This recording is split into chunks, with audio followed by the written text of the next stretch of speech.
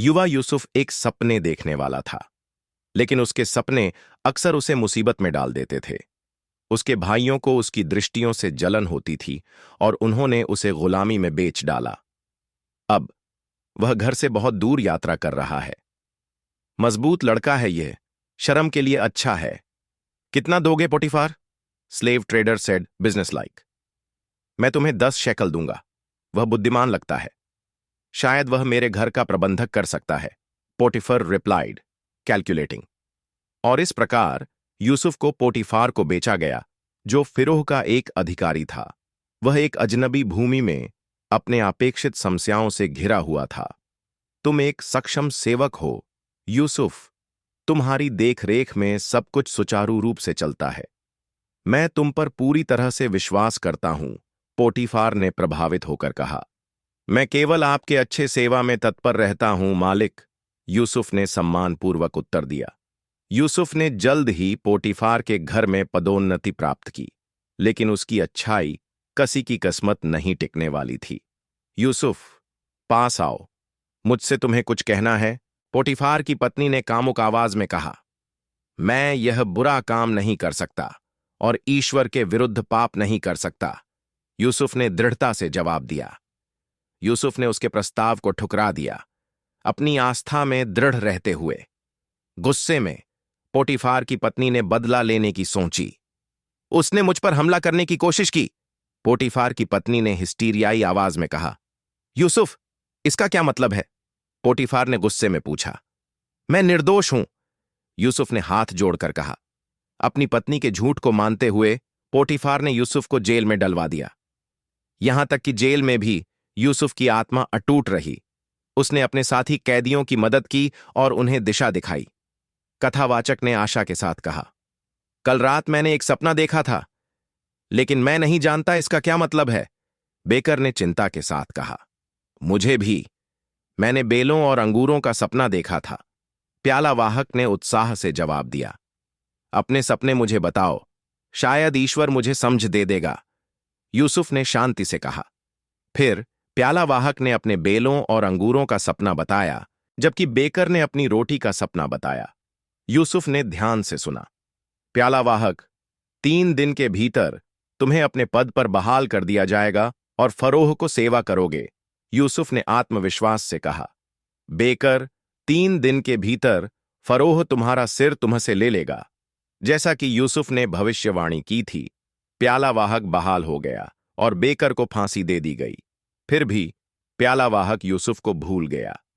मेरी कुछ स्वप्निधाएं हैं जिन्होंने मुझे बहुत परेशानी किया है, कोई उन्हें समझा नहीं सकता, फरोह ने निराशा के साथ कहा। आज मुझे अपनी गलती याद आई। जेल में एक युवा इब्रू है जो सपने समझ सकता है, प्याला वाहक ने उत्साह से उत्तर दिया। आखिरकार प्याला वाहक को यूसुफ की याद आई। फरोह ने तुरंत उससे बुलवाया। फरोह ने जिज्ञासा से पूछा, मैंने सुना है तुम सपने समझ सकते हो। मैंने 7 स्वस्थ गायों और 7 दुर्बल गायों का सपना देखा, 7 अच्छी बालियां और सूखी बालियां, यूसुफ ने ज्ञानवान स्वर में जवाब दिया। ईश्वर ने फरोह को बताया है क्या करने जा रहा है। 7 अच्छी गायें और 7 अच्छी बालियां 7 साल की प्रचुरता का प्रतिनिधित्व करती हैं। 7 दुर्बल गायें और सूखी बालियां उस साल के अकाल का प्रतिनिधित्व करती हैं। यूसुफ ने सपनों की व्याख्या की और सलाह दी कि फरोह प्रचुरता के वर्षों में भोजना का संग्रह करे ताकि अकाल की तैयारी की जा सके। चूंकि ईश्वर ने तुम्हें यह सब दिखाया है, तुमसे बड़ा कोई परख और बुद्धिमान नहीं है। तुम मेरे महल के प्रभारी होओगे और मेरे सभी लोग तुम्हारे आदेशों का पालन करेंगे, फरोह ने आदेश देते हुए कहा। फरोह ने यूसुफ को पूरे मिस्र का दूसरा प्रमुख बना दिया।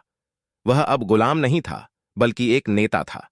जैसा कि यूसुफ ने भविष्यवाणी की थी, अकाल पड़ा, लेकिन उसकी बुद्धिमानी के वजह से मिस्र ने पर्याप्त अनाज जमा कर लिया था जीवन बचाने के लिए, और अन्य देश भी उससे खरीदने के लिए आए।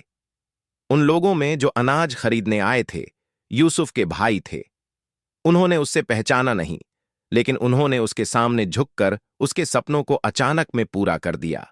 जोसेफ थॉट टू हिमसेल्फ, यह वे हैं, लेकिन वे मुझे नहीं पहचानते।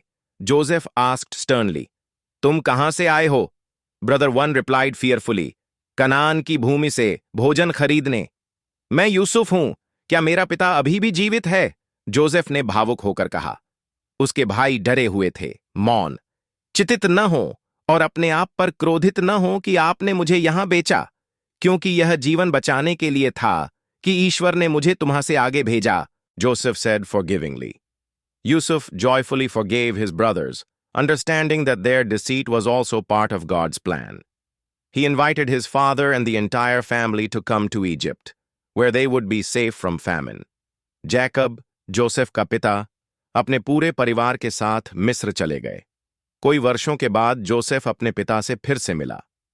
पिता, जोसेफ ने प्यार से कहा, अब मैं मरने के लिए तैयार हूं, क्योंकि मैंने अपनी आंखों से देख लिया है कि तुम अभी तक जीवित हो। जैकब ने कृतज्ञता से उत्तर दिया। और इस प्रकार यूसुफ, जिसे गुलामी में बेचा गया था, एक महान नेता बना गया, जिसने अपने परिवार और कोई अन्य लोगों को भुखमरी से बचाया। उसने दिखाया कि कठिनाइयों और धोखे के बावजूद ईश्वर सभी चीजों को अच्छे के लिए काम करता है। हम आज एक परिवार के रूप में एकत्र हुए हैं। हमें याद रखना चाहिए कि हमारी यात्रा में हमें किन कठिनाइयों का सामना करना पड़ा और उन पर जीत कैसे प्राप्त की। जोसेफ ने विचारशीलता,